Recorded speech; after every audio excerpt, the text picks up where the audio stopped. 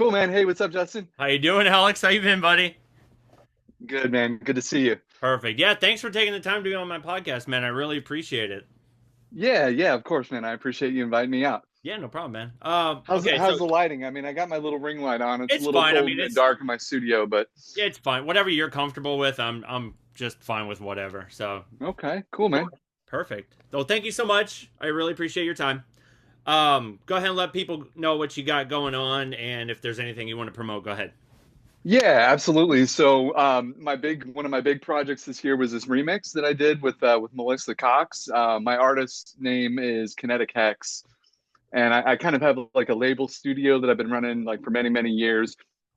I always had all these beats that I had just hoarded and I had never released them. I Yeah. mean, I put them out on like a few demo sites and things, but I finally just decided to say, let me just pick an artist name and just start releasing all these tracks that I had for many years. So Kinetic Hex was kind of kind of a side project that I had all these beats that I had just been hoarding forever. Yeah. And first started putting out, it was on my 40th birthday, actually. I said, let me That's just cool. release one song on my 40th birthday. And then if I can just get one done, then maybe I can get two. There you go. So it's been about 2 years.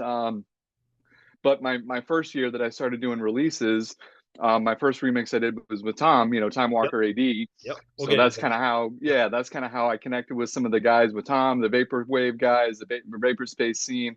And I know we connected, when I saw you guys at the St. Louis show with Oh, you Spiral were there? Shaped Okay, Mind. cool. All right. Yeah, I was kind of lurking, I knew Tom a little bit, but yeah, I'm like, just kind of out there doing some shows and stuff, but mostly just introverted in my lab. I like just being on my drum machine and being, on my soft synths. I've got, Sure.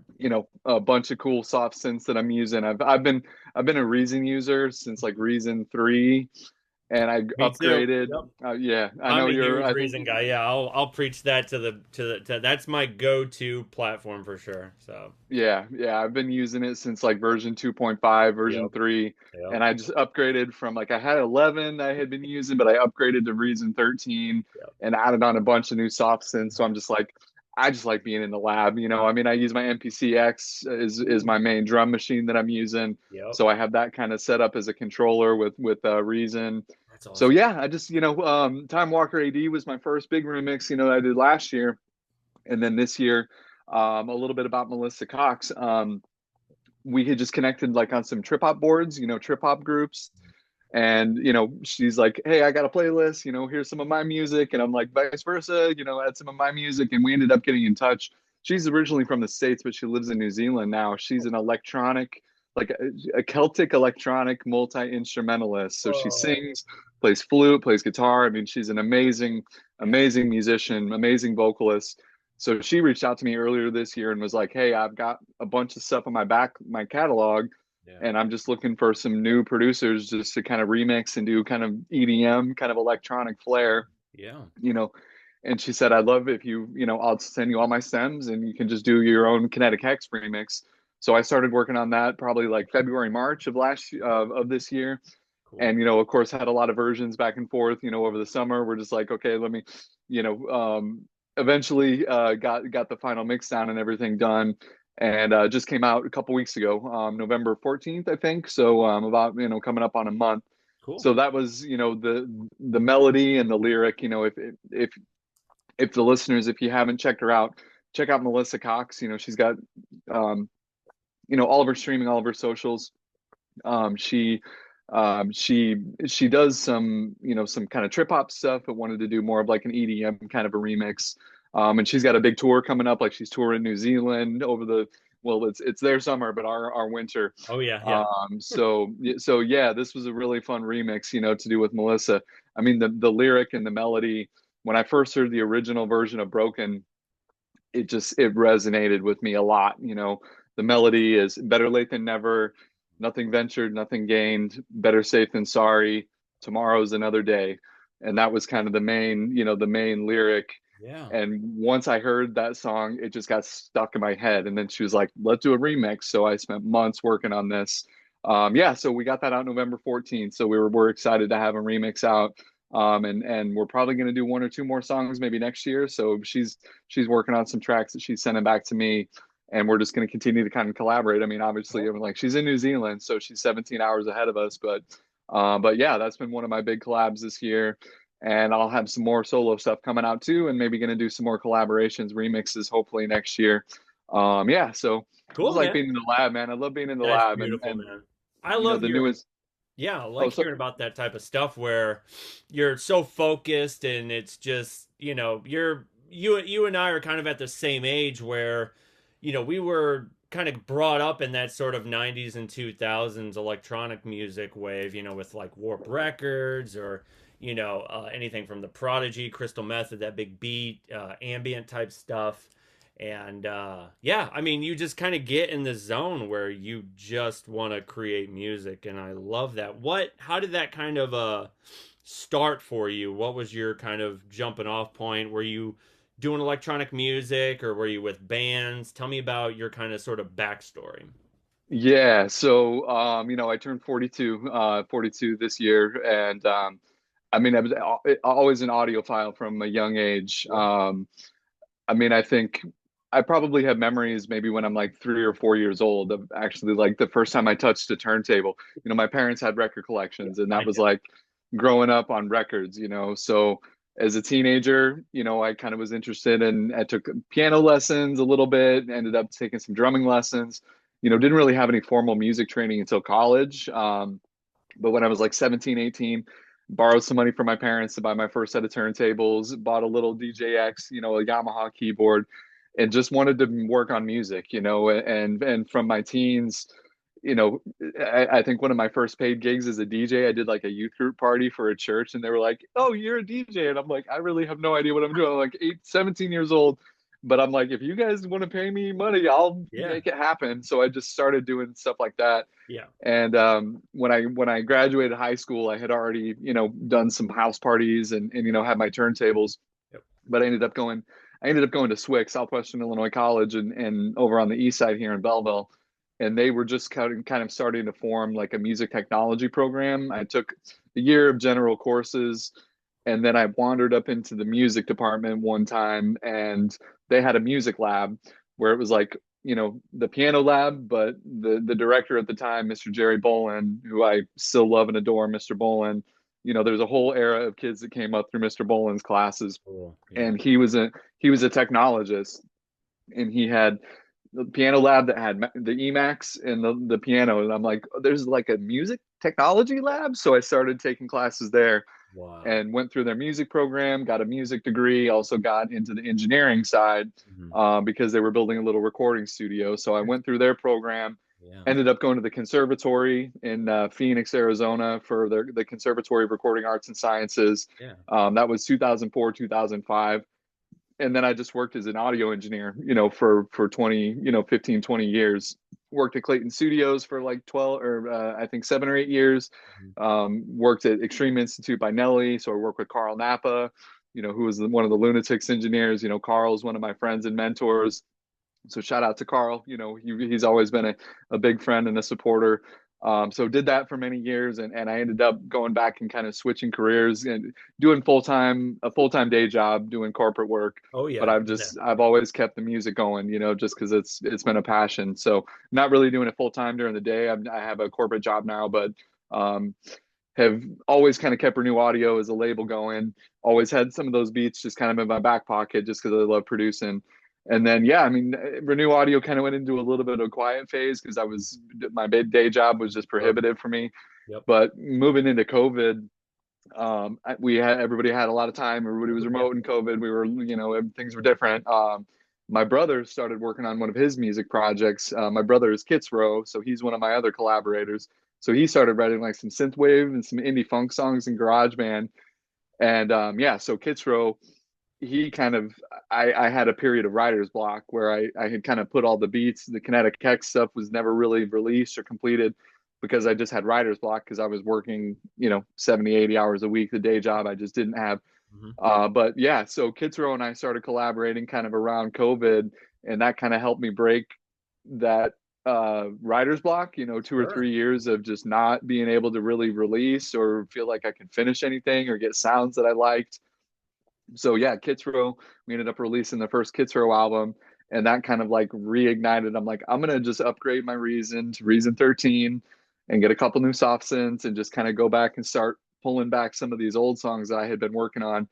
And it's just been like creatively, I haven't stopped since Yep. then. You know, it's Been like moving. it's Yeah, I all get come it. back. Yep.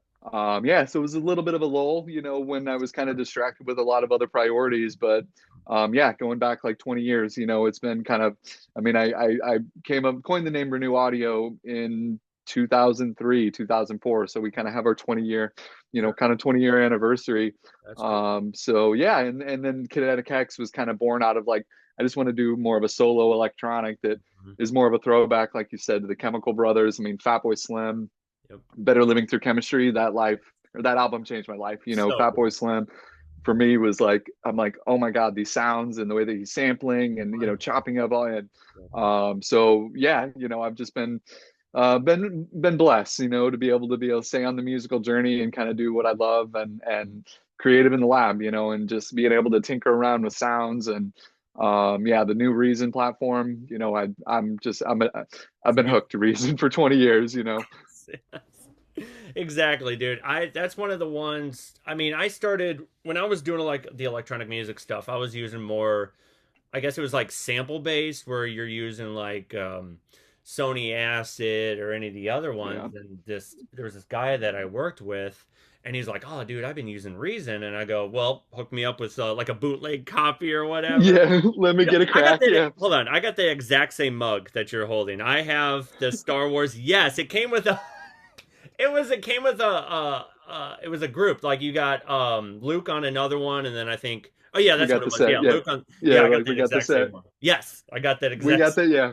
Cool, yes. man. We got the Star Wars set too. Yeah, for Yeah, that's sure. cool.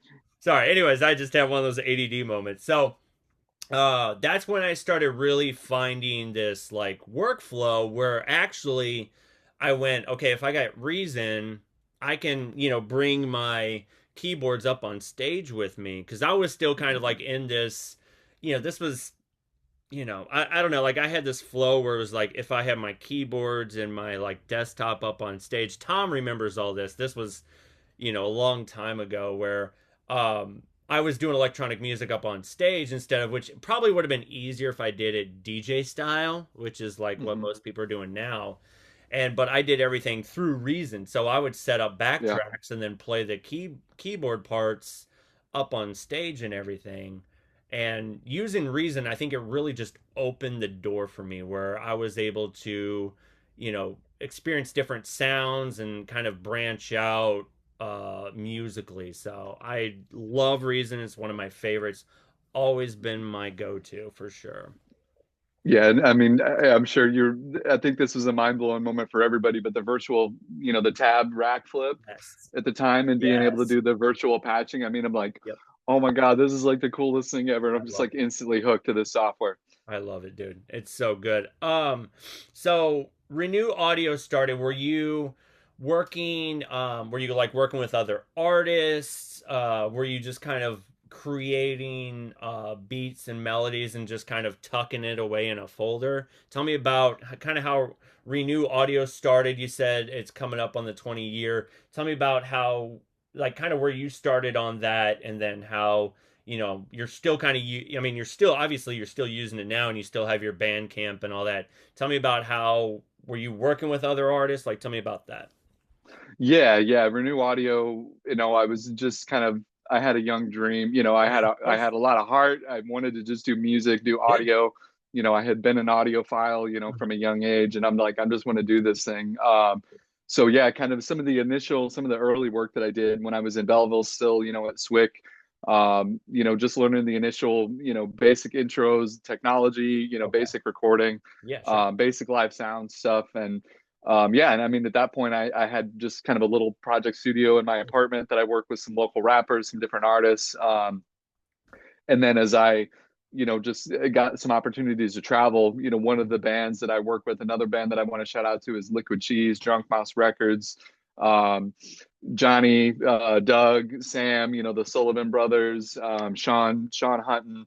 You know, I ended up meeting this band, Liquid Cheese, and I'll tell you a funny story. You know, this is a band that I go back with, and much love. I love these guys to death, and I'm hoping that we can maybe get them in my catalog of potential remixes because they're also working on music. That's cool. So I was in Flagstaff, Arizona on vacation out there traveling with family, and I was under 21 at the time, so I wasn't able to get into the bars. And my sister and I were in Flagstaff, out wandering around town, and we were staying at the Monte Vista, which is a haunted hotel in Yep. downtown Flagstaff. Yep. And ended up just kind of going around, but I'm like, I didn't have an ID to get in, so my sister and I just go back, and we're sitting in the lounge, or the lobby at the Monte Vista. I'm like, okay, there's nowhere I can get into. And then for the past couple of days, we see on the marquee at the Monte Vista Lounge is Liquid Cheese, and all week we were just kind of like, what's going on with this guy? So we ended up sitting there, and I start hearing, there's like a hallway in the hotel lobby, and my sister's like, I got to go outside for a second and come back, and I'm sitting there, and I hear like rudiments, I hear drum tapping, and I'm like, from me starting to get some training and starting to do that ear training, I'm like, okay, that's not just like a slouch, this person knows what they're doing. Right. So I follow the drumsticks, up the stairs, down the hallway, and I poke my head in this room, and there's like 13 guys in the band bunk room, all piled in, and I'm like, hi, nice to meet you guys. Like, are you guys the band, are you guys Liquid Cheese? I see you. And they were like, yeah, man, come on in, come on in. So I introduced myself, and I'm like, here's my dilemma. I mean, we want to come see you guys, but I'm not 21, so I can't get in the front. And they were like, oh, bro, we got you. They're like, we're down our merch person. So if you want to just come in the back with us, you're with the band, and you can just help us with the merch and come see the show. And like the rest is history. We ended up kicking it with Liquid Cheese, saw them play. They're like ska, reggae, funk, like Yes. roots music. Liquid Cheese is so ended up meeting those guys, and then did a couple collaboration albums and help Liquid Cheese release a couple of their albums That's with Renew Audio. At the time, they were like, we were also looking for labels and people to kind of help us, further art. And I'm like, I'm just starting out. Like, I don't really know what I'm doing, but I just want to help you guys. So we ended up doing a few albums with Liquid Cheese. So they were some of my early collaborators, and those guys are just have a special place in my heart, and they don't still play as Liquid Cheese, but like Johnny has his projects, Johnny Visible. Doug has his band now in California, Doug Not Josh and Red Dirt Ruckus.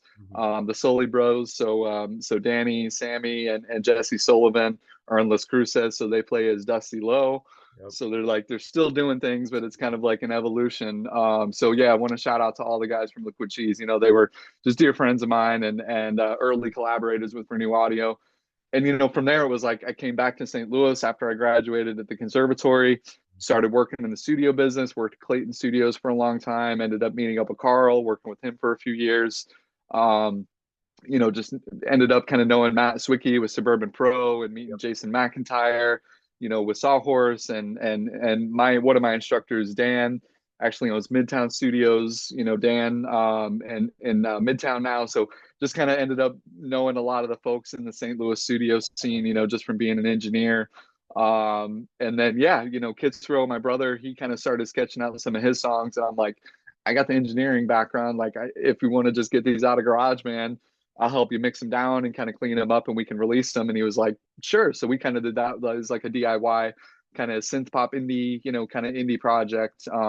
So yeah, Kits Row is here in St. Louis. So he plays around town a little bit, and they're actually working on some new music too. So we'll probably have more Kits Row coming next year. Is Sure. in the plans. They've been doing some writing. And my brother Jed, he actually started as a solo project, but he has two guys that play with him now, Jacob and Evan. So he's got a guy on synths and a guy playing bass. Ooh. So it's a little bit more of a live band, and not just like, play like backing tracks, which has been fun. So yeah, that's just kind of some of the projects, Liquid Cheese, longtime collaborators, and just worked with a ton of folks from the St. Louis scene, some of the locals, thanks to Carl, I got to work with the Lunatics, and do some work with Nelly and those guys, and Wow. just handful of other artists around St. Louis. Worked with Tori Holt back in the day. Tori Holt came in and did some music with me and some sessions back in the day. So blessed that I get to work with a lot of cool people, and have kind of a fun client list, a lot of fun memories in the studio. And yeah, like I said, not really doing it full time as a day job, but still just keeping it. The project room is a studio that I do mostly do writing, and yeah, so yeah, that's a little bit of the history. Yeah, Oh, it's anything cool. else? No, it's perfect.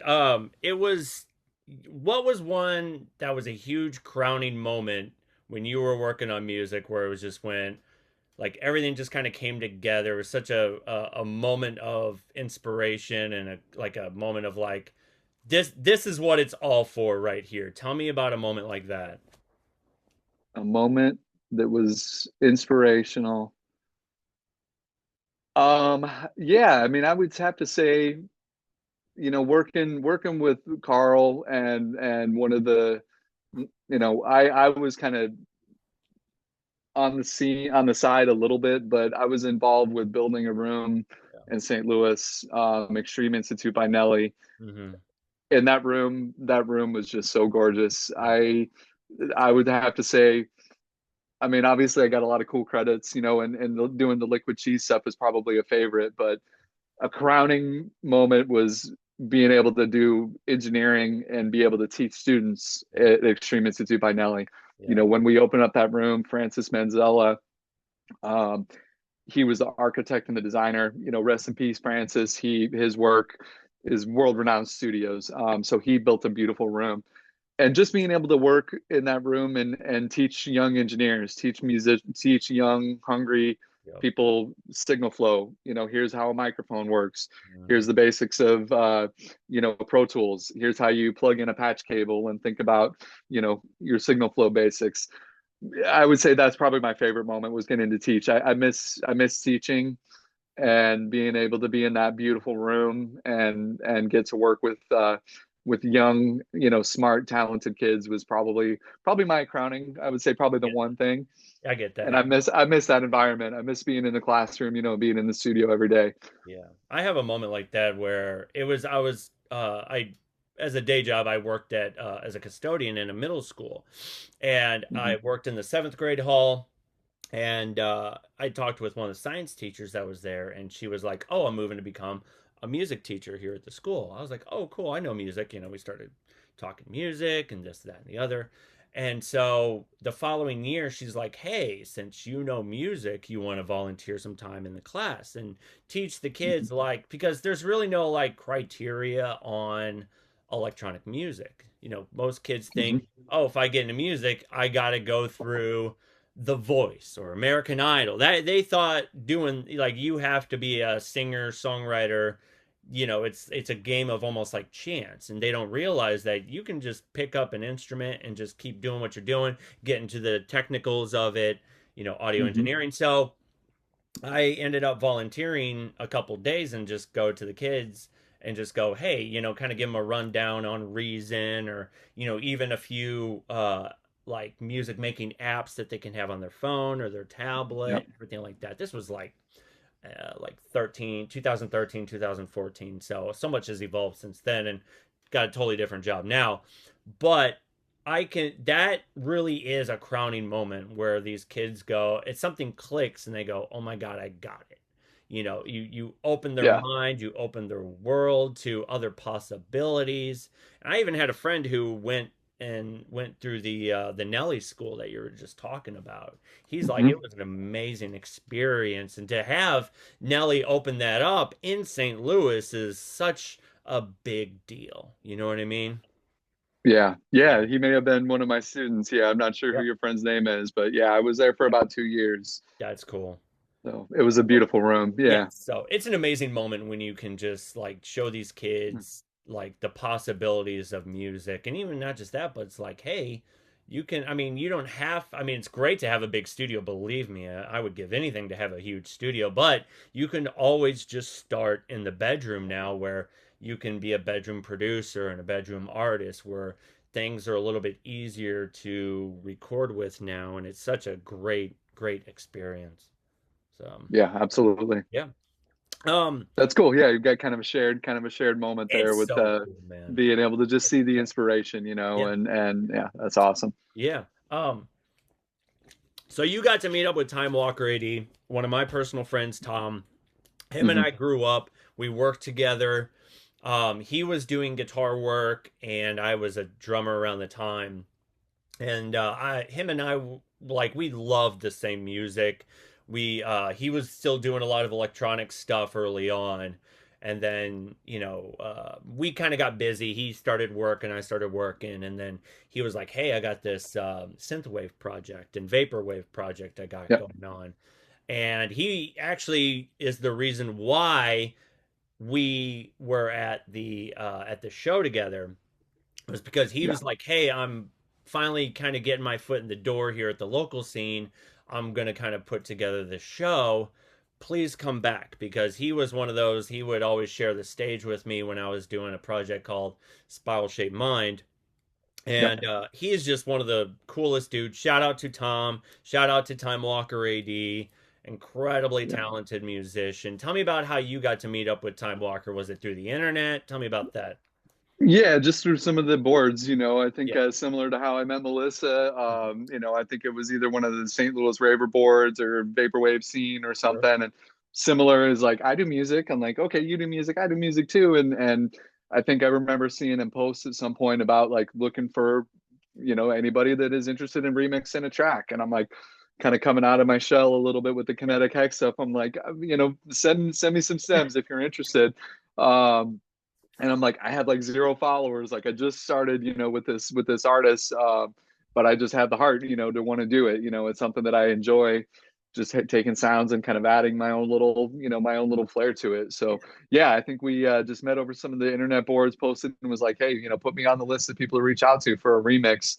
And when he was doing the Get the Yayo album, Mhm. I ended up having, Kinetic Hex has a remix, and that was my first like original, my first full official, like where I have credits, and Kinetic Hex is like out as a remix on all the major streaming platforms. So I'm like, you kind of help me get like I've been wanting to do this for a long time. So kind of helping me get over that hump of like I've got one done, so now I can do two, and now next year I can do maybe do two more.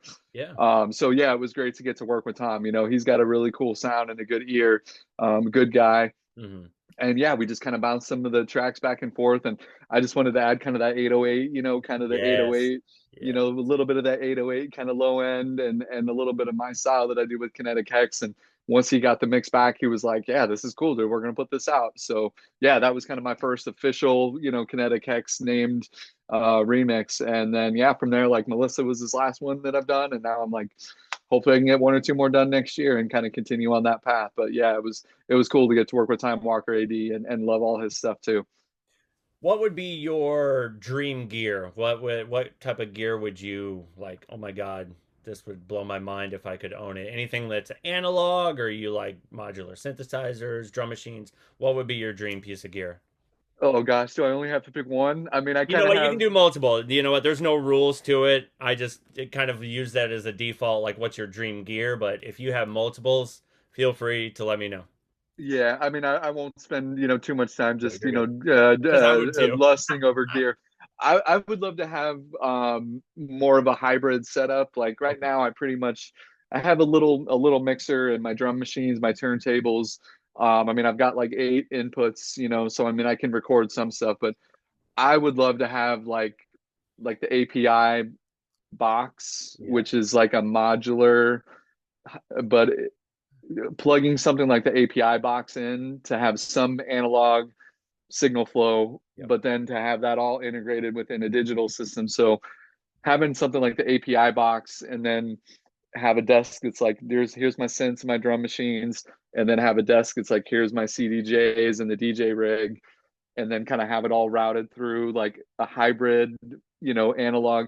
I'd love to have like 8 or 16 channels of like analog signal flow, where I could have like, if I want to go from an SSL to, um, but it's so expensive. The wish list gear. I was like, I mean, that the API in the box, it's like 15 grand. Oh yeah. So that would be my ideal rig, though, would be to build kind of a hybridized type of studio where if Yeah. I wanted to have somebody come in and record, I could have like 8 channels of analog signal flow Hmm. that would plug into my DAW, and then kind of have like a production room. Yeah. Yeah, so we'll see. I think for now it's um everything I have now, I mean, it works, for what I have. But if it'd be cool to build like a little bit more of a specialized room with kind of an analog Sure. hybridized console, like that API box in the box would be pretty cool to have. So, Is there anybody that you've looked up to, producer or audio engineer, anybody that you've looked up to that really was like,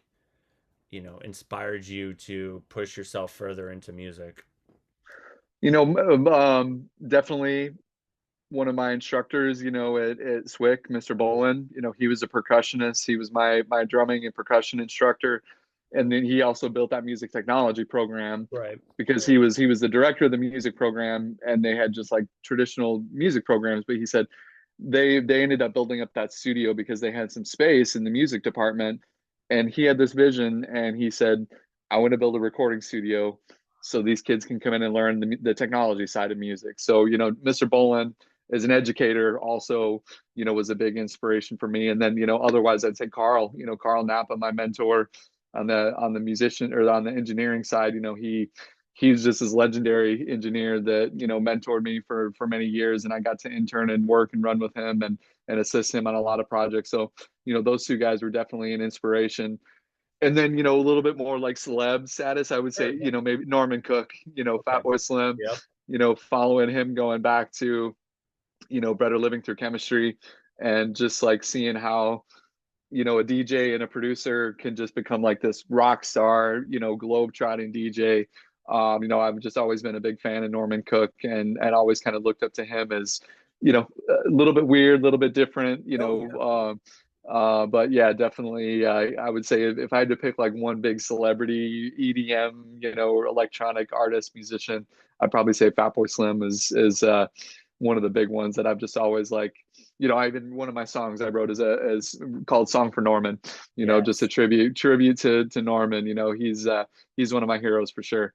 That's cool. Yeah, no, it's I that he kind of came a little bit later for me. I was very much like Nine Inch Nails, Trent Reznor, The Prodigy, Hmm. a little bit more harder stuff. But once it was like Fatboy Slim, Crystal Method, the Chemical Brothers, those kind of came a little bit later for me. But those, I think, I really liked the sort of punk aesthetic and stuff that the Prodigy was doing around the time. Yeah. And the more I dug into Prodigy, the more I realized he was very much sample based. He was kind of a, I guess what you would call like a bedroom producer.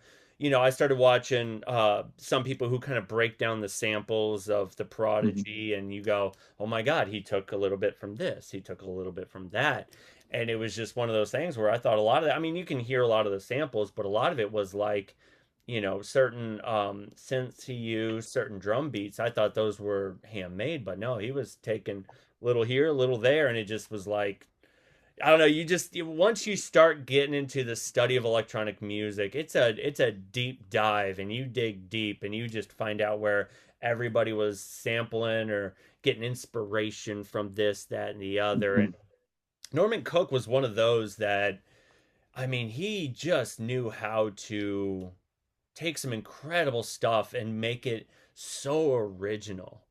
Yeah. You know what I mean? And it was just amazing. I'm trying to think of one. Let me go ahead and pull up that just loved his stuff. Let me see.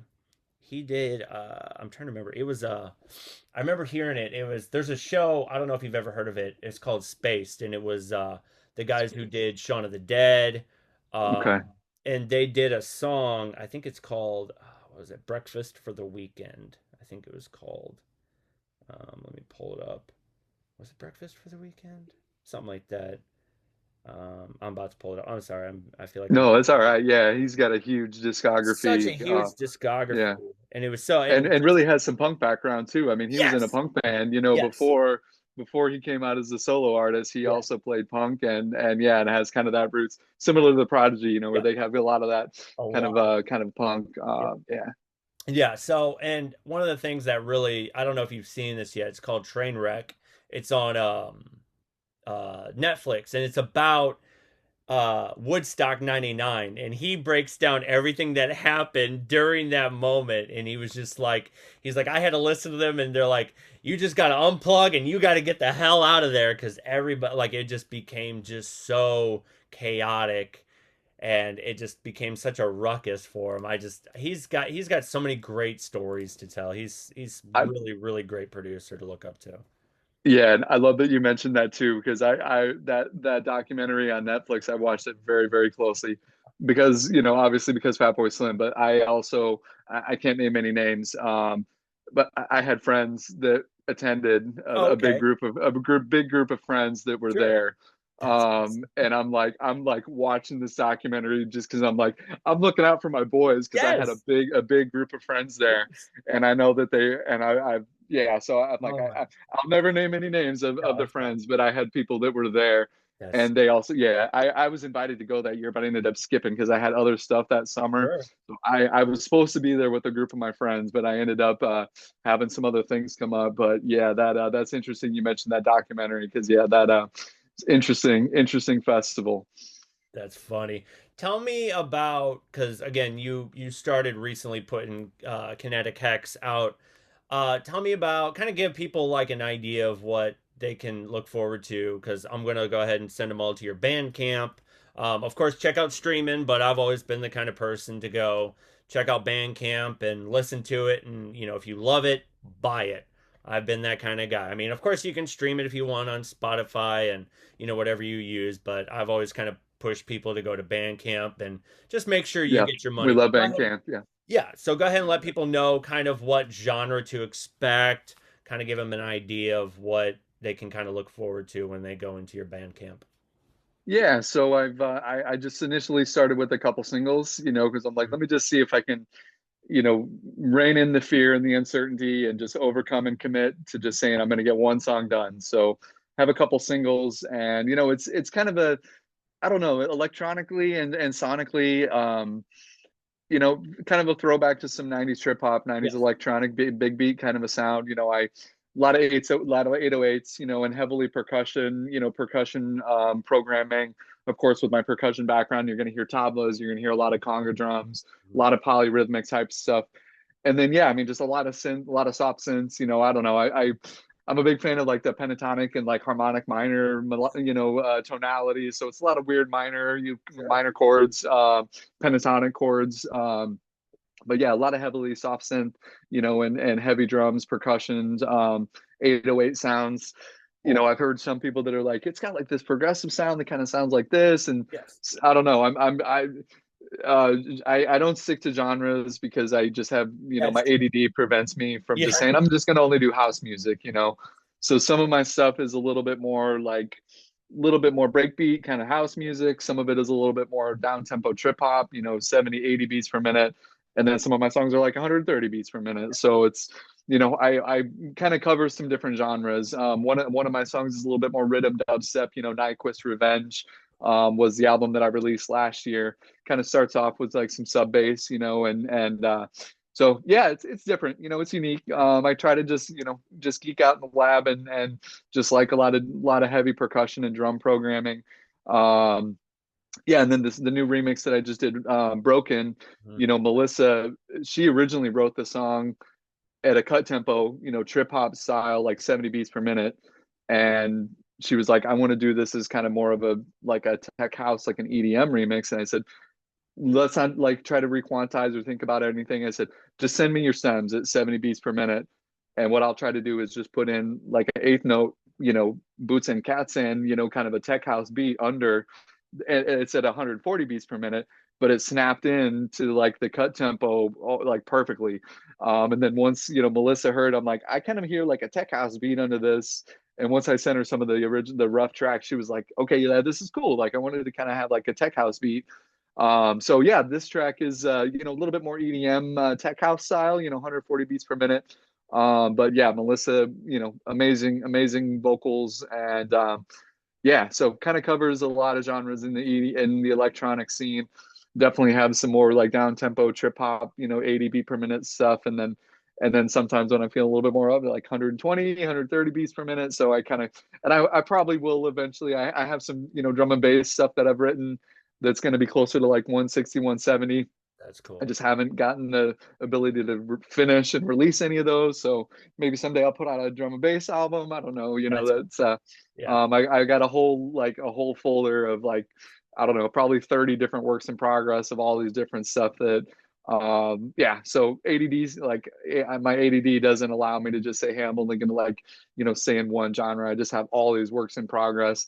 And I just kind of open them up and just chip away, a little bit at a time. And if I'm feeling in the mood where I'm like, I'm feeling something a little slower, I'll do something that's a little more down tempo. Some days I'm like, man, I just want to do like some sub bass stuff, and I'll just do something that's a little bit more like rhythm, kind of, with a lot of, messy, muddy, sub Sure. bass stuff happening. Yeah, so it's That's different. cool. I don't know. People check it out. I appreciate anybody listening. Yeah, it's amazing work. I love it. You add a lot like a lot of ambient type stuff to it. Like I really like the sound, and it's neat to see there's more electronic musicians that are in the Midwest. It's a weird place to be. It's a weird kind of I'm trying to describe it because most people I talk to, there's different cliques and stuff, whether you're East Coast, West Coast, or a lot of there's kind of this sort of electronic movement kind of going on in like Minnesota and everything. Like I think I've talked with oh my gosh, what's her name? Jessica Morrow from Yeah, the Overmorrow. yeah, Yeah, Overmar. Yeah. Jessica. So they Yeah. got some stuff going on up there, but being in St. Louis area, I know you're kind of on the other side in Illinois while you were kind of here in Missouri. It's a weird place. Tell me about your experience being a producer and being in the Midwest. And I mean, are you able to get some DJ gigs and stuff, or are you still kind of just working on kind of building your brand of electronic music? Or have you had much experience going live maybe? It's been, I mean, I've definitely done some gigs, Okay. of course done like, private events, private parties, weddings and stuff like that. I haven't been out DJing as much, just because the time, and of course commitments during the week make it really hard, but I have been working on a new set, Mhm. so I actually do have a new set that I've been working on where if somebody's like, hey, I just need to bring my, CDJs or just bring my record box, you know, but I also have been doing, and this is something one of the streams that we did with Time Walker AD with Tom. Mhm. I have like a live set that I've been working on that is could potentially be a Kinetic Hex set. I need to rehearse it more, but I Yeah. essentially built like a live PA performance where I have my MPC and my 707. So my 707 MPC.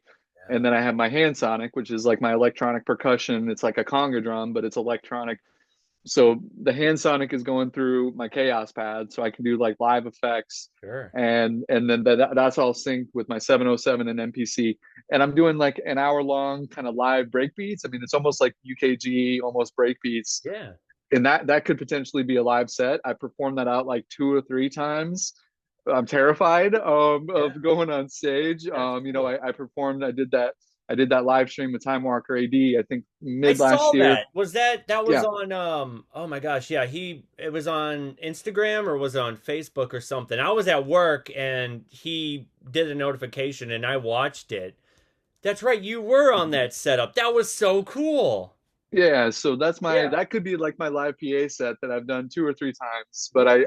I don't actively go out and push it a lot, just because like I need to rehearse and get my Yeah, set, it's practice tough. my Yeah, set, of playing course. drums and doing all, believe me, when I did that setup, it was I mean, I was still trying to get the hang of having a drum set and keyboards and that's ooh, yeah. So, Yeah. yeah. So yeah, I mean that could potentially be like be a live PA set, Cool. and then like I said, kind of have a little DJ set that's just of course, more of a traditional DJ set, but I would love to be able to do like a live PA set a Yeah. couple times a year, where it's not like I'm doing events every weekend. My schedule is always Of just really, course. really Yeah, work crazy. schedule, yeah. Um, but yeah, it would be cool to do a couple gigs and just be able to take like the drum machine out and just play some weird sounds. I did do one Halloween show last year, and I kind of did like I played the afters at my friends at a private party in Belleville, and they have a pretty big sack, pretty big sack with a big PA. But I have some friends that have like the big Hennessy sound, like a lot of the stuff I do on the MPC, like I'm doing LFO filtering and a lot of like, a lot of weird bass line and a lot of filtering. And I mean, you've listened to my stuff, so you hear Yeah, like of the course, yeah. filter sweeping and Hmm. stuff. Um, I'd love to hear it on like the big Hennessy sound system though, like the big, the big room with the big speakers. And I haven't done that yet, so I don't know. Maybe next year we'll. I got some friends that are opening up a private venue in St. Louis. It's kind of low key, but we'll be announcing some more things next year. That's cool. To do a live PA set there where I'm like playing through the big Oh, JBLs. That would see be that. pretty fun. So yeah, the live shows. I'm not as aggressive about trying to get out there and do shows. I would love to do it more if time permitted and if I had like scheduled in advance. Like people Sure. can't just be like, "Hey, next weekend, like, can you show Oh, up?" I Like know. It's a mess. it's got to be a little bit like, "Hey, I got to have this scheduled out a couple weeks in advance, so I know that's just kind of how my brain works." But yeah, hopefully we do a couple more gigs. That'd be cool. I think that will also help kind of introduce people like, "Hey, you got music out there and do a show." Yeah, definitely. No, yeah, because that's I totally forgot now that you brought that up. That what were you guys at? Was it Platypus or was It was it was it? Utopia Yeah, that's what it Studios. We was. did it. Yeah, And yeah. that was such a cool like I like being able to see artists do live stream. And I the one of the guys that I had on last week, he'll just record everybody's any band that he sees or any band that he performs with, he'll just record everything and just kind of put it up. And it's one of those things where it's like, when you're busy working, you understand working a day job and stuff, you get so busy. And it's like, I would love to see more of that where it's like, even if I can't make the show, I would love to see it. And I think I remember that your guys' setup, I was at my work. I work a factory job. I work at General Motors in Mhm. Wentzville, Missouri. And I had my speaker. So I was actually streaming your guys' audio through my speaker while I was working, and people were listening in as well. So they were hearing your set. Sweet. Time Walkers, like they were, Awesome. it just kind of really helped motivate the line, which so, God, that was so cool. I hope I get to see more of that with you guys. That would be such a rad performance. That was just so cool. So yeah, Yeah, I applause. appreciate you checking that out. Yeah, and I know you were friends with Tom. Yeah, Yes. and that was really my first time ever. Like I did a private party last Halloween, but the Time Walker AD stream, I mean, that was the first time I had ever taken the NPC out, and I'm like, okay, we're just streaming this thing. Like this is like popping the cherry. I guess I maybe Yeah, I of should. course. Yeah, and for me, it's a little bit more of just stage fright, I guess, of Of like, course. I need to just practice more and rehearse so I can really, really get the set down really well. And just some stage fright and just some of the introverted nature of me. It's a little terrifying getting up on stage. Yes, You know how it is. I mean, I get you it. get a spiral shaped mind. You're up Yeah. there on the Oh red my flag gosh. stage. And, It's nerve yeah. wracking. Yep, I get that. You mentioned that you did a lot of drumming, and it's funny because I started out doing drumming, and I've always noticed that people who have ADD, ADHD, and drumming really go hand in hand. I think that's so funny, and everybody that I've talked to is always like, I grew up with ADD, ADHD, and I do drumming. Does drumming, is that your, when you're working on a song, do you start with the beat first or are you like a melody? What's your you because I've always been a beat guy where I'll start with the beat and kind of go and then kind of work backwards. Tell me about your recording process. Yeah, and I have my Reason works in folder process. The folder it's got a ton of works in Yeah. progress. And definitely ADD. And Mhm. if you're a Reason user, the Reason is just like the dream. For people that just want to twiddle, Yes. and tweak until your heart's desire. So Yes. I mean, anything your imagination is the only limit, really, with the software these days. Right. I mean, it kind of depends on moods. I mean, I'll sometimes have just like days that I do a little bit more of I'm just gonna put a click track or just kind of like a hi hat pattern in, and I'll just kind of start and I'll just noodle and just kind of play some parts on. I do also have like the Akai advanced control, which is like Ooh. 61, 61 key controller. So I'll Awesome. just noodle a little bit and just kind of like play around, with some different sounds, and I have a whole bunch of Reason sessions that are just like really rough. Like I'm just gonna noodle, and kind of and then I'll have like this one of the newer songs that I'm working on. I think I'm gonna call it the Maelstrom, also kind of a throwback to one of the instruments in Reason. Yeah. Um, I almost have like an end to end song done. And I just started that with like going in and building out kind of like two baseline parts. And then kind of once I had like that baseline, then I'm like, okay, let me put drums and then, put in more like the dub kind of Mhm. echoed out drums, and then Yeah. more of like a drum pattern that's like run through some compression with with a little bit of extra crunch. So it kind of has like that Mario Cadalto, Yeah. kind of that crunchy kind of Beastie Boys room, Sure. Yeah. and do some parallel processing like that. So then I'll start to layer in some drum parts, and then yeah, and then I'm just like in Reason, I'm like, okay, let me throw another device in, put this in, and then I'm like, oh, let me throw another device Yep. in and put this in, and then it just, from there. So now, I have like, I don't know, like probably 50 works in progress, Sure. all these different Reason files, all in various states of completion. Some that are just like rough, and then I just basically have to go in and one day at a time and just open up, what am I feeling today? What's this one? One of the songs that I'm working on for next year.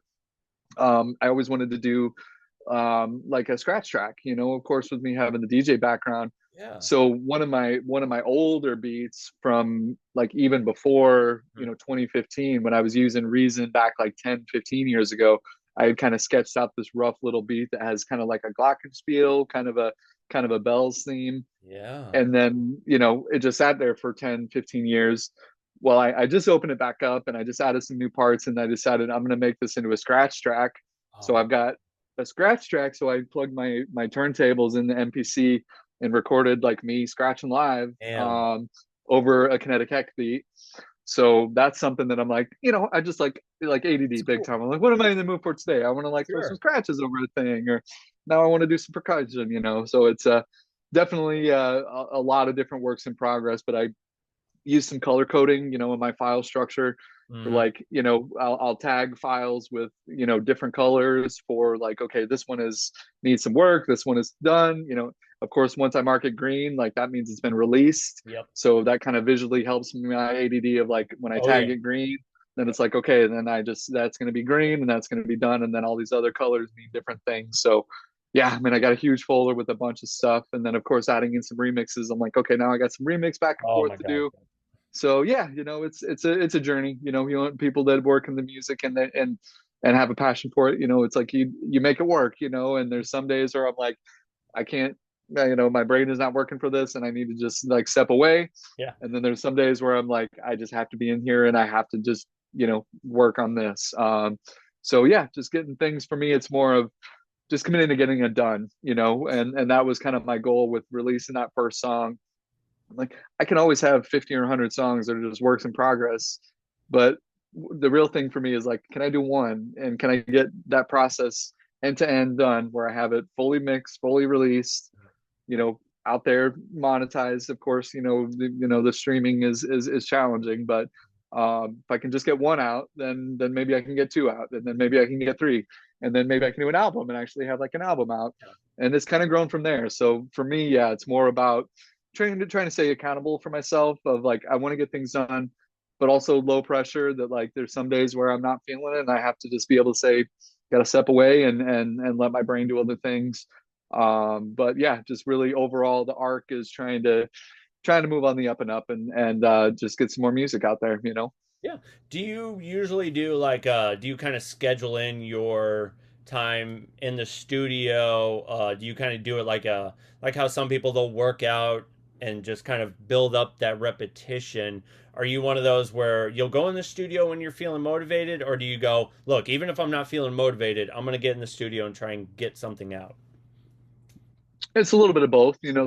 There's some days there's some days where I definitely like if my brain is fried, I'm like I'm just calling it a day. Sure. And there's some days where I'm like, okay, have a deadline, something specific that I want to accomplish, then for me, it's like, okay, I got to just focus in and do it.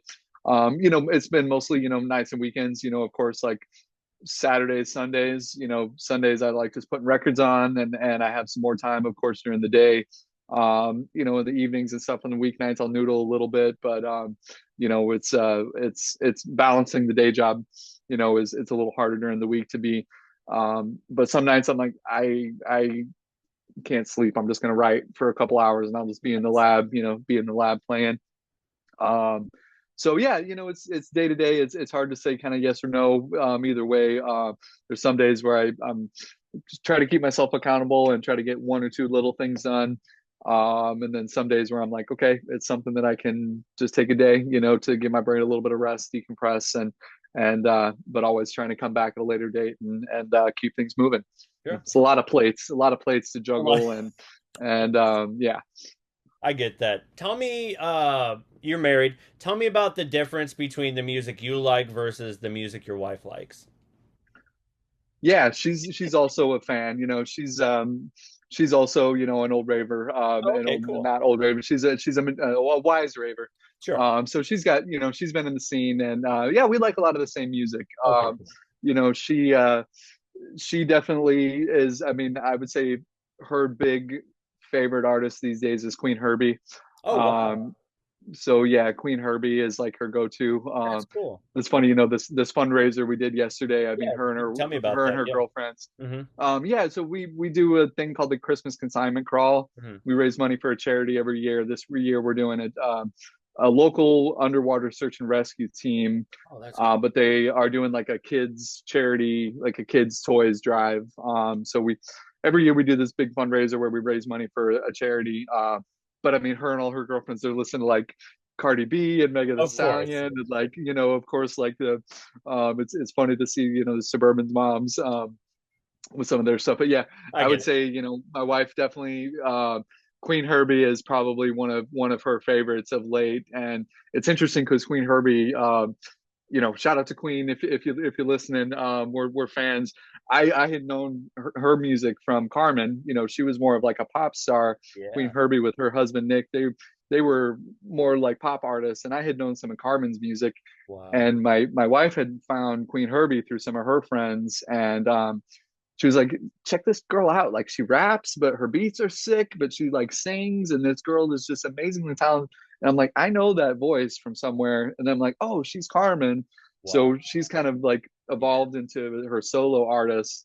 And that's like if you got to pick one artist that my wife is gonna say, hey, who we putting on? She'll usually pick Queen Herbie. I also love Queen Herbie too, but yeah, we definitely have similar music taste for the most part. Right. What's your usual go-to? What's whether it's, alternative rock or electronic, what's your usual go-to genre or album or Oh artist? gosh. Oh man. I mean, it's mood based, I guess. I mean, I sometimes I'm listening to stuff like, Deftones and Mudvayne and Nine Inch Nails. Sure. I mean, I've always been a huge Trent Reznor fan. Yeah. Going back, to the '90s too. So, if I'm in the mood for something a little more edgy, of course, Rage Against the Machine. I mean, I love a lot of that alt rock, and um, some days I'll just put on like a hip hop playlist and like '90s classic, Guru and Wu Tang.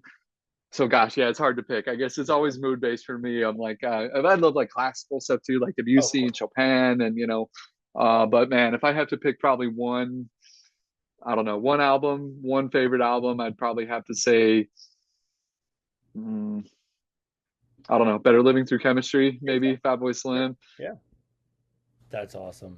maybe Ill Communications by Beastie Boys, maybe a second. The work that Mario C did, Ill Communications was one of those life So good. changing albums. Yeah, definitely. Those are incredible albums. What I'm trying to find the right way to say this. I'll probably just stick with the way that I had it out on my phone. Did you did you ever have to go against your instincts when it came to working on a song and just trust your gut in the process? Did that make sense? Yeah, yeah. Okay. Can you ask that one more time? So, was there Trust ever your a moment? instinct. Yeah. Yeah, no, you're okay. Did you ever have to go against like certain instincts, like when you're working on something and you go, you kind of work against the grain in a way, and you started kind of working on a song and you go, this doesn't seem right, but in my gut, it does. Does that make sense? I feel like I'm trying to, Yeah. yeah. Yeah. I mean, I think one of the records, one of the albums that I did for Kinetic Hex, Hmm. that I called Nyquist Revenge. Um, I had already kind of released a couple singles Yeah. and then had done this album Path to Totality, which was like the first Kinetic Hex kind of official album. But for Nyquist Revenge, I wanted it to be a little bit more of the grimier stuff, I Yeah, guess, like sure. a little Yeah. bit more edgy. And I mean, if you're familiar with Nyquist, Nyquist was Hmm. an early innovator in digital, digital conversion, and pretty much every analog to digital conversion is because of Nyquist's Hmm. theorem. So for this album, I wanted to just do something that was like a little bit less of like kind of my more down tempo kind of spacey beats. I'm like, let me put these grimier bass Yeah. tracks, that are going to be.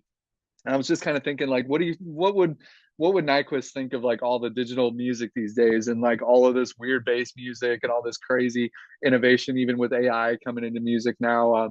So yeah, I mean that album for me, I was trying to just kind of go against some of the sounds I had put on the first albums or the first singles and albums, and say, let me just kind of push the envelope a little bit with some of this more edgy bass music with a lot of the trap kind of style and 808s. But yeah, for me, it was like, I guess it's kind of trying to stay true to like, I don't want to just have one genre. If I want to do an album that's going to be a little bit more edgy and just kind of put all the weird bass stuff, in this album, I'm like, what do you think Nyquist would think of like all these weird bass sounds, these days? So yeah, I just, that's kind of an example of me just saying, want to be able to kind of be, genre fluid and have like the ability to say, I want to just do some different sounds. And not really have that um, the fear of saying, hey, I'm just going to be a house producer. I'm like, I don't have to do that. This is my own thing. I'm doing it.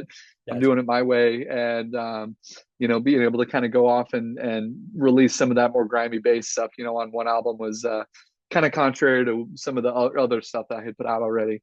right. Yeah, I Does tend that make to. sense? Yeah, no, that's exactly what. Yeah, thank you. I was trying to figure because I've Yeah. always had that question and I never quite asked anybody, and I thought, well, let me try this out on you. And it's one of those like I'm like, am I saying this right? Like I always feel like I'm like asking the I'm asking the right question, but I'm like, I don't know, it just didn't seem. But thank you. No, that's exactly what I was looking for. Thank you so much. Mm-hmm. And now I just lost what I was gonna say. I'm Um, sorry. no, you're good. I started rambling. It's ADD. It's ADD and ADHD for you. So oh my god, and I totally lost it again. Let me jump into a different question and maybe I'll come Mm-hmm. back to it real quick. One second. Um, let's see. Let me. Jesus, come on. Tell me about. Um, hmm. No, I think I've already asked that one. I'm sorry. I know this is getting sloppy real quick because I swear I had the question and I just totally was like, beep. I didn't mean to No, you're interrupt you. good. No, you're Sorry good. if I I think broke I your train think of I thought. was. Jesus, I totally lost it again. I'm so sorry. Yeah, it's been a long week. Because of all the snow, like we were just, oh my god, like the bad snow, and then work has been chaotic, and I've been trying to get a bunch of overtime in because the holidays are coming up and stuff like that, and so is um, so yeah, walk me through like kind of like the very first like 30 minutes when you kind of start a project, and do you have like a certain ritual? Are you do Oh, here we go. Do you find like inspiration at like when you're at work or at weird places? Tell me about, do you kind of write all your stuff down? Tell me about kind of how you start a project. Do you take notes and stuff and then take it into the studio, or are you just kind of more fluid when you get in the studio? You kind of go that type of situation. Yeah, and I mean, I mean, draw a lot of inspiration from music that I listen to, of course, and Yeah, have some notes to self and a couple special playlists that I save for like, hey, come back and listen to this, sure. later to kind of get an inspiration. Or I really love, the way that this was kind of mixed or the texture here. and kind of keep those little notes to self, in some different playlists.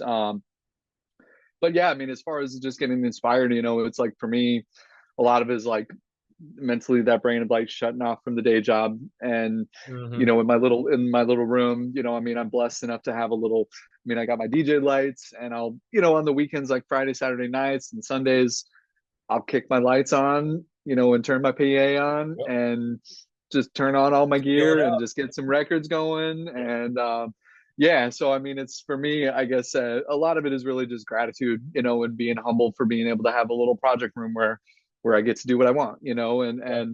and then there's some days where I'm like, I just want to noodle on the piano. And like I said, I'll just, just kind of build a basic, kind of almost like a click track, just do a basic percussion part. And I'll just, set the time frame and just record and just noodle, and just kind of mess around with little chords. Mhm. I'm not as much of a piano man. I mean, I was, Yeah, I'm I, not either. I, Yeah, I, the exact I same. passed piano class, enough to get a degree, but I'm not naturally as gifted. I'm more of a drummer, but Right. I just still like to noodle. And then there's some days where I'm like, I just want to play records, and I'll just pull records out and spin records for a couple hours. So yeah, just being able to kind of do a little bit of different things, it's I would say I definitely, I don't really have a very super structured way of writing. Yeah. It's some days it's like I just want to lock myself in on the MPC. Yep. The MPC X is like my main drum machine that I'm using, and program all the stuff into Reason with the MPC. Yeah. Yeah. And then there's some nights where I'm like, I don't want to actually open Reason. I want to do this live set, so I'll just open Yes. up like the DAW list and play the hand sonic is like the electronic conga drum. So yeah, I guess I'm all over the place. There's some days where I'm like, I just want to scratch and kind of be on the tables. Right. And then some days where I'm like, I'm just going to kind of noodle on some synth sounds. That's one of the beautiful things about software and being able to have project rooms like this is, you're going to have option anxiety because you've got all these different soft synths with all these different presets. Reason has all these powerful tools. You can, I mean, anybody who wants to come up, I mean, really, like I said earlier, your only limits are your imagination, and getting some of these new VSTs. And when I upgraded the Reason 13, I'm like, oh my gosh, like all this new stuff in Reason, Right. like I just want to sit and just play, Oh, I could be there play for soft synths hours, dude. all day. Yeah, I'm Oh like, my I God. just want to play Oh my God. soft synths all day. Yeah. Um, yeah, so that's kind of my vibe. Some Yeah. days I'm like, I'm just kind of twiddling. Some days I'm like, I'm in the mood to just play some records, and just listen to other stuff. Usually it's like Friday, Saturday night, if I'm not out at a show or doing an event, like I'm gonna crank my PA on, turn my lights on, and just have some music going in the room. Right. So that's more just gratitude, that I have that space to be able to do that. And luckily for me, I've been able to focus enough to be able to say, I'm going to get this one thing done and I'm going to get this next thing done, and actually, commit to these milestones of having this music released. So yeah, it's, Yeah. it's being an artist, it's fun. Yeah. Did you have you had a non-music inspiration where you were inspired by a movie or a book or anything like that? Do you ever have a moment where it was like non-musical inspiration?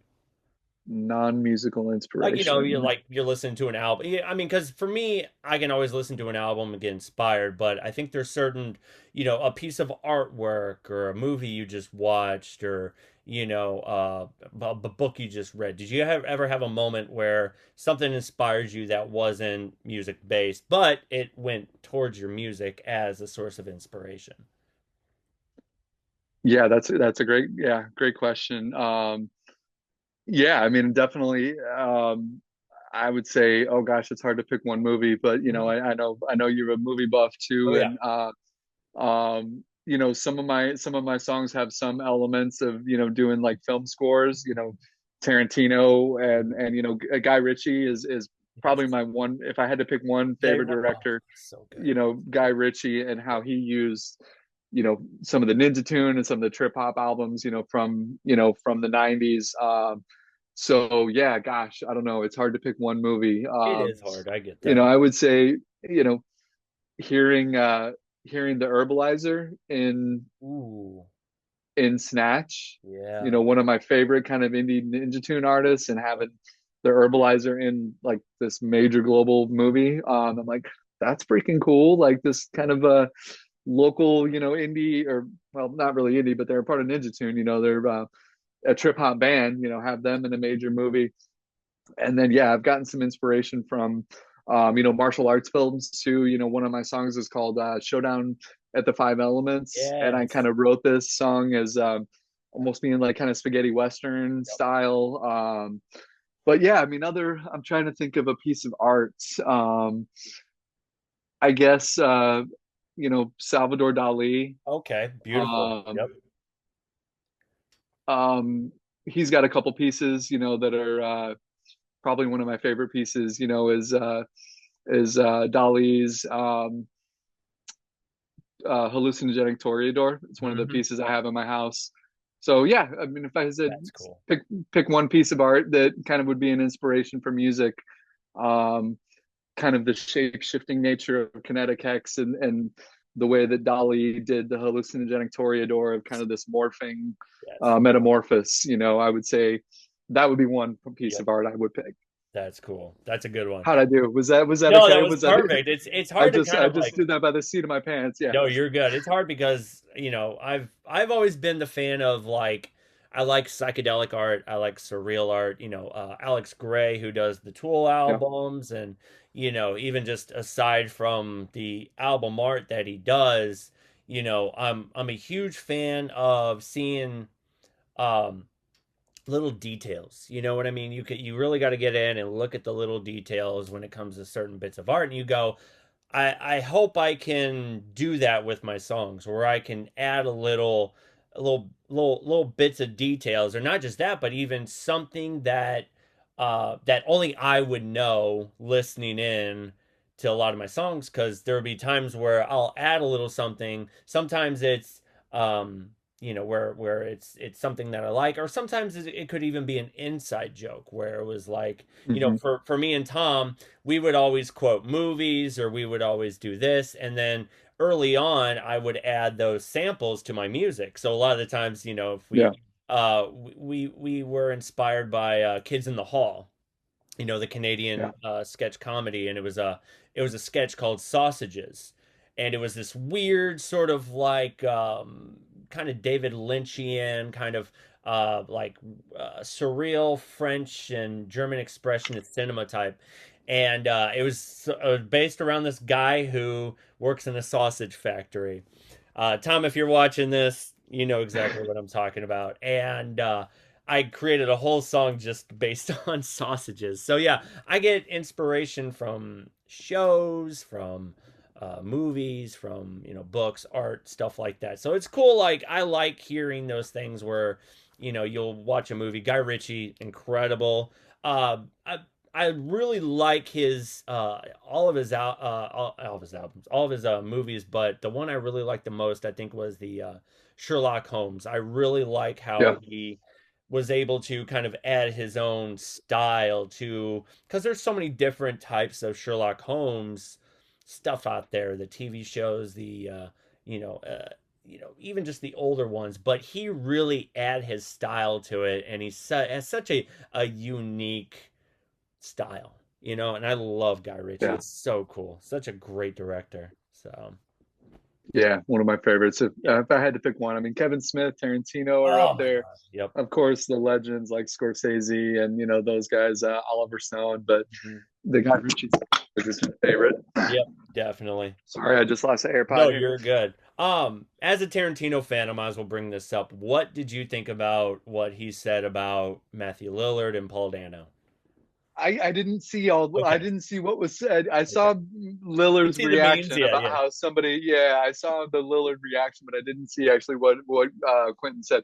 I mean, did he just say he was He talentless, just or said what he did he? wasn't like really a fan of I guess the most he really said was about Paul Dano and how he didn't like his character in is it There Will Be Blood. And he Okay. said he kind of was a bit like he's like everything about the movie was amazing but his character, which I don't agree. I thought the whole movie in itself was amazing. I like Paul Dano's work. I liked him as the was he the Riddler or the in the Batman movie. Was it the Riddler? I think he was. I don't know why I'm getting him mixed up with the Joker, but he's just Mhm. I like his work. I'm not. I'm more of a fan of Matthew Lillard. I love Matthew Lillard's work, what he did in SLC Punk.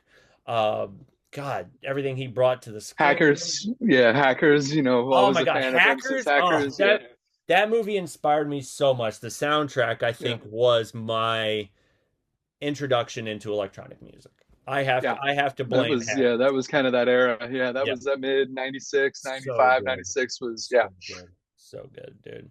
I love it. And I was talking with my wife and I was trying to go back and go, what was the stepping stone of why I started getting into this music or why? And I realized the movie That Thing You Do was the reason why I started playing drums. Did you ever Okay, see that yeah. movie? That Thing You Do with That Tom thing you Hanks? do. Yeah, Yeah. and he I guess started managing this sort of local band from PA, and they basically put out a one hit wonder, and then they kind of they broke up after it. But the fact that it was based around I can't think of his name, but Shades was his character, the drummer. It was kind of he was kind of the glue of the movie, and I just loved that he was the drummer. He'd work his job and then he played drums in the basement and then he started his own Mhm. band. But I try and think of these moments where it was like, where did it all begin with you? Where do you think you started uh picking up doing drums, and then was it just getting into school was why you started electronic music, or was there an album that you listened to, or even Fatboy Slim, where you go, something about this makes me want to hold on to it and carry it on for the rest of my life? Yeah, I mean, I think that, really what, I mean, being kind of just a teenager interested in Hmm. like, playing piano, playing keyboard, um, listening through, you know, what kind of helped me and get me more interested in going into the engineering side and like actually learning, okay, what do you do? How do you make an album? What's all the technology, all the sound, all the science behind audio engineering. When I listened through and really started to dig in, again, kind of mid late 90s into like ill communication, or with the Beastie Boys, Hmm. and the way that Mario Codalto Jr. engineered and mixed, the Beastie Boys. I mean, I was just listening to that album. I'm like, okay, this is something that I want to be able to like piece apart, like how all the room was mic'd Yep. up, and Oh, how did he yes. have this little fader ride that Yep. made this little part sound like a certain way. So that album for me was definitely kind of made me want to think like, okay, I don't want to just be a fan. I want to like dig in I to want like to dig figure out into it. how this stuff works, and how you make sounds like this. And they brought so many genres to that album. You got funk, Yeah, you got jazz, hip hop, rock. It was just one of those big moments for Beastie Boys, where it wasn't so much just their first album with the crap. I'm Rick Rubin, yeah, Yeah, Rick with Rick Rubin, Rubin and and yeah, stuff like the and I've always kind of said this, and I'm sure people would tell me, otherwise, but I always thought the Beastie Boys, when they first started out, was the white version of Run DMC. You know what I mean? 100%, yeah, Yeah. yeah, hundred And percent, is when they found their place in the music world, is when it was like that was it, man. Ill Communication was when they just opened their mind and just blew the hell up and just was like, yes, this is who they are and who they're supposed to be. yeah, 100%, yeah, and Mario C, kind of Yes. the unspoken fourth member, fifth member with No, I get that. Yeah. Mixmaster Mike, Yeah. those guys. Yeah, that album was definitely for me. It was like I want to see and I want to be in the rooms where this stuff happens, and kind of learn how to pick apart all these. Like you said, a lot of different genres. Some stuff that was a little bit more progressive. As MCA was kind of starting on his, the Buddhist journey, and Of course. Yeah. Bodhisattva's vow, and Yep. but also like Sabotage. That's like got the punk. It's still Yep. got that punk feeling too. Yeah, so those guys were heavy inspiration for me too. So Is there anybody in the local scene that you found inspiration from? I mean, besides, Liquid Cheese or anything? Because I saw you made a post about the band Ludo, and it was funny because I went through my, um, I guess my Wrapped or whatever you want to call it through Spotify and everything like that. And Ludo was one of my most top played songs, which was "Drunken Lament," which was track two Mhm. on their "I Love You, You're Awful" album. Yeah. Um, did you ever have like a local band that inspired you? And even you brought up Ludo on a post. Tell me about kind of where you found your place in the local scene. Yeah, I mean, they've definitely, had some good friends and connections through, being more on the electronic side, and also have been, good friends with a lot of local bands and stuff too.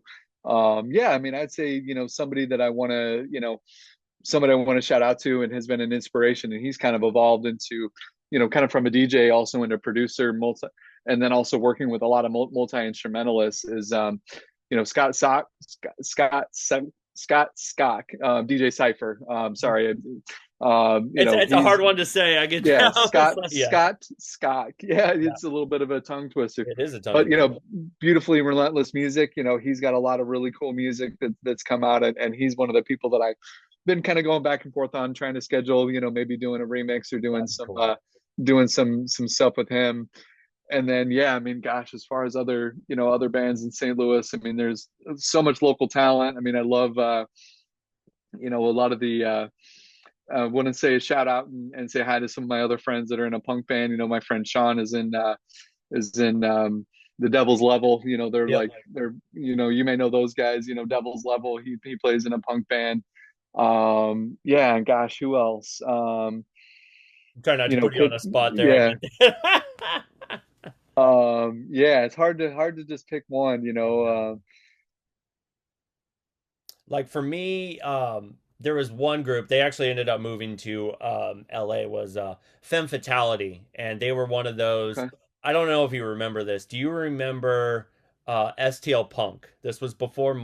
MySpace. Okay, yeah. So I knew them through STL Punk. They were because I was like, who else is doing electronic music out of here? They were doing more like electro pop, kind of dance punkish and everything like that. Mhm. They were, I remember seeing them live at the pageant and the Creepy Crawl, and Yeah. I'm trying to think if there was another venue that I saw them in. But, anyways, a couple years later, they put out an album, and I was able to do a remix of one of their songs. And it's again, I like hearing stories about that sort of full circle where you were inspired by them, you grew up with them, and then you kind of give something back as this sort of well-rounded story of like you did something for me, now I'm going to try and pay homage or pay respect or do something for you, that type of situation. I yeah, Yeah, kind of, that's funny. You mentioned Creepy Crawl.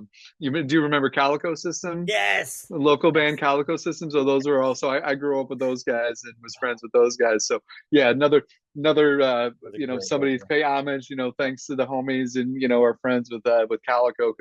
Grew up with them and they were kind of big in the punk scene, and they're all kind of neighbors now, and we're all kind of up in the suburbs still. That's cool. But yeah, they're definitely another local group that, man, we had some fun mosh pits back in Oh the day, yeah, the old yeah. Calico System shows. And Fragile Porcelain Mice. My Oh friend my, Scott now is with yes, yes. he's also playing with Petty Grievances now, so I Oh still see really? Scott every once in a while. Wow. Yeah, so yeah, Fragile That's cool. Porcelain Mice is another, but I think Petty Grievances, we saw him play at CBGB's a couple weeks ago. Wow. And then yeah, I guess probably the biggest, the Urge. Yep. Steve, Oh Steve and the Urge, those yes, guys were also, they're as great. far as local Yep. heroes, Yep. those guys definitely are hugely inspirational for all they've done for the scene. and Yep. and uh and Steve Ewing, one of Mm-hmm. the most Oh, personable. got the probably one of the best hot dog stands here in St. Louis for sure, dude. So Yeah, and good. just And one of the yep. just such a great person, humble person. Talk to anybody. He's like one of the coolest people around. So yeah, definitely want to say thanks. There's a Yep. lot of cool local punk and electronic music that um, pay homage to those Yep. guys. Definitely in story of the year for me. Yep, Gravity Kills, huge, yep, huge inspiration for them. They were one of those that is it Love Lost? Is it Love Lost and Forgotten? I'm trying to. That was another one of those local. I think they were a hardcore band. Let me make sure I'm getting that name right. Is it Love? Is it? Let me see. Is it Love Lost? I won't be able to probably pull them up. Oh yeah, Love Lost but Not Forgotten. They're a local Okay. kind of like sort of hardcore band that came out of St. Louis too, and they're one of those incredible to see live. Anyways, yeah, sorry, I'm Yeah. I'm I'm rambling now. All Um, good. was there any albums that stood out this year that would probably be on your, top five, or just one of these albums that you listened to this year that you're like, a great album to listen to for the year for 2025? Oh man, I'm gonna have to. Oh gosh, that's a Go ahead, hard pull one it to up. pick. I'll go ahead and Oh man, let while me you're see. looking yours up, there's a band called Street Sect that I had on my podcast that I'm a huge fan of. They do industrial music, um, and they put out two albums. One was under Street Sects, which is Sects, and it's called Dry Drunk. And then they put out a sort of more synth wave, synth pop type album that was called Street Sex, Sex. And again, two albums, amazing, amazing albums that I was really inspired by. Again, I had them on my podcast because I was a huge fan, and the new album Dry Drunk is kind of a sequel to one of their early albums, In Position, where he was struggling with drug addiction, and this was his kind of him taking his issues and putting them out on an album. And so Dry Drunk was kind of the sequel to In Position. So I'm just gonna go ahead and just Hmm. put my albums of the year out. Did you pull yours up yet? Yeah, I Okay. think one of the ones that, and I guess it's not quite in just 2025, but I'm Yep. really listening to Hiatus Coyote quite a Yeah. bit, which is on Ninja Tune. Yep. Um, just kind of a different, different sound, but I've really enjoyed like Atari and some of their tracks. And I Yeah. guess, yeah, the newest one they put out was in 2024, so Oh, technically okay, cool. Yep. not for 2025. But yeah, Yep. Hiatus Coyote is really Wow. cool, and Rudimental Mhm. has a couple really cool new songs out that I've been enjoying. Um, yeah, and I mean, I love a lot of a lot of the cool stuff on I'd say probably my all-time favorite label, Ninja Tune. Oh yeah, definitely. Bonobo Hmm. has some new stuff out. That was really good. The new Bonobo album is good. Um, but yeah, I'm trying to think of what other, if there's Hit. any other. I haven't really been to as many events and Oh, shows it's tough. this year, It's so tough getting it's around to hard to it, think of like who's got the new album out. right? When it's like so different these days. I have to Pendulum, the drum and bass rock group. I don't know if you've heard of Pendulum. Um, Yeah. they just put out a new album this year, and I'm still trying to like kind of wrap my mind around it, just because it's really good. It's got that drum and bass. I think they brought on Bullet. Is it Bullet for My Valentine? Is that the name of the band, the metal band? Hmm. Yeah, yeah, They that's a were metal on band. it, and yeah, it's one of those albums like it's peaking up there, but it's still one of those where I'm so used to their sort of very early stuff that it was one of those that's like, okay, maybe after a while, a couple more listens, I'll that might be up there. The new Deftones album is incredible. Again, we Okay. brought up Deftones earlier, man. That new album is pretty damn good. So, Yeah. yep. I got one more cool story. Yeah, If we can go yeah, go back to ahead. the Go for it, please. Deftones. No, this is, yeah, it's very laid back. So go ahead. When I did my internship, when I graduated from the conservatory. I had to do, so many hours for an internship. I selected Sausalito, California, the Plant Studios. Ooh. White Pony was recorded and mixed at Oh, the Plant Studios. So I got to detail the console and sweep the floors where White Pony was recorded. oh, So when you hear that snare on Digital Bath, yeah. that room it's still there. They changed names and they sold the studio to a different owner. Yeah. but I got to actually clean and detail that console in that room where White Pony was recorded. So that was another one of those kind of tying back to inspired moment of like, this is cool, being able to be in those rooms at the Plant Studios was another highlight of my career. And like Stevie Wonder recorded songs in the Key of Life and Studio B there. Dave Matthews Band, Huey Lewis, Metallica. Um, yeah, so apologize. I'm like jumping back in No, our you're timelines, good. but that No, was please. another inspirational, and heavily like, wow, is this like my real life that I'm It's like a staying in this room church. where, Yeah, it's one yeah, of those moments where exactly. it's like so much magic has happened. Would that be like you're sort of like if you could work, with in like a dream studio, would that be one, or is there one that really stands out that you would just go, if I could be in this studio and work in this studio, this would be like, oh, you know what I mean? Plant Studios would be up there. Yeah, I mean Yeah. that was a beautiful room, right on the bay Yeah. and Sausalito. Oh gosh, I mean, Paisley Park, and Ooh, Minneapolis. Prince's yeah. room was beautiful. Um, I mean, yeah, there's some really beautiful rooms out there.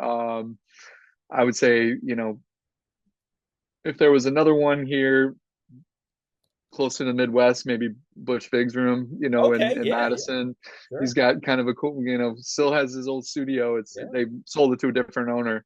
yeah. But yeah, Plant Studios or maybe Real World Studios, Peter Ooh, Gabriel's room in the yeah. UK. That's also a gorgeous Oh. room. So yeah, it's Would hard to pick one. would Abbey Road be an overrated studio to work in? I would like to just kind of be there and just kind of absorb that magic where, you had the Beatles, you had Pink Floyd, God, the Yeah. the endless amount of bands that have played at Abbey Road. Would that be a bit overrated? I would love to step foot in Abbey Road just to kind of feel like a sponge of inspiration, you know what I mean?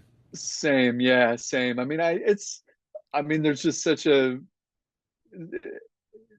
you can't say it's an overrated Yeah, because the room is just so special. it's I so mean, it's like, special. I mean, that same feeling of like walking into Studio B and like Stevie Wonder played this piano, Oh, and wrote songs in the key of life. Abbey Road is going to be very similar. Like the Beatles, like you said. I mean, yeah. you can never call those rooms overrated. They're so special. And just like you said, to be a fly on the wall and be able to see some of those sessions. And yeah,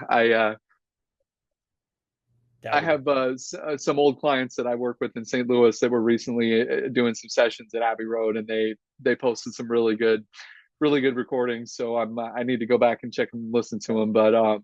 But yeah, I would say those rooms are just amazing. It's I mean, you can do what you can in reason, sure. here at the But house, but those rooms just have a magical there's a quality about magic them. to it.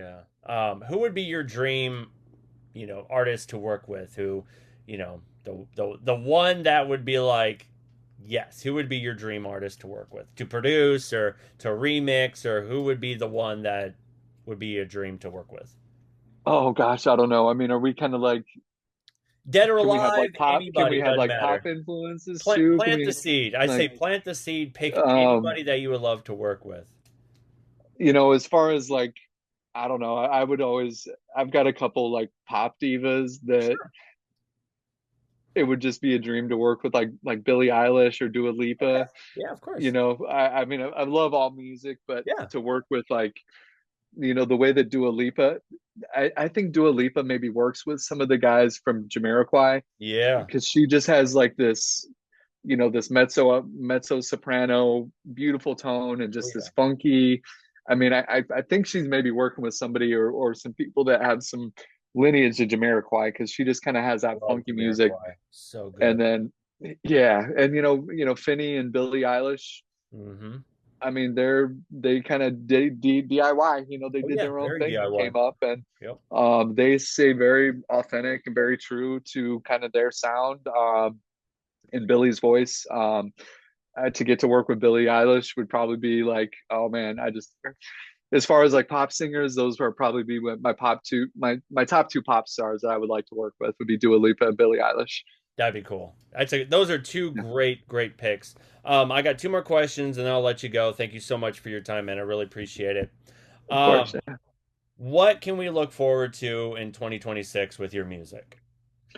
Yeah, so I have a couple, a couple solo songs. Like I said, that scratch track is going to be Mhm. one that I'll probably put out maybe in January, February.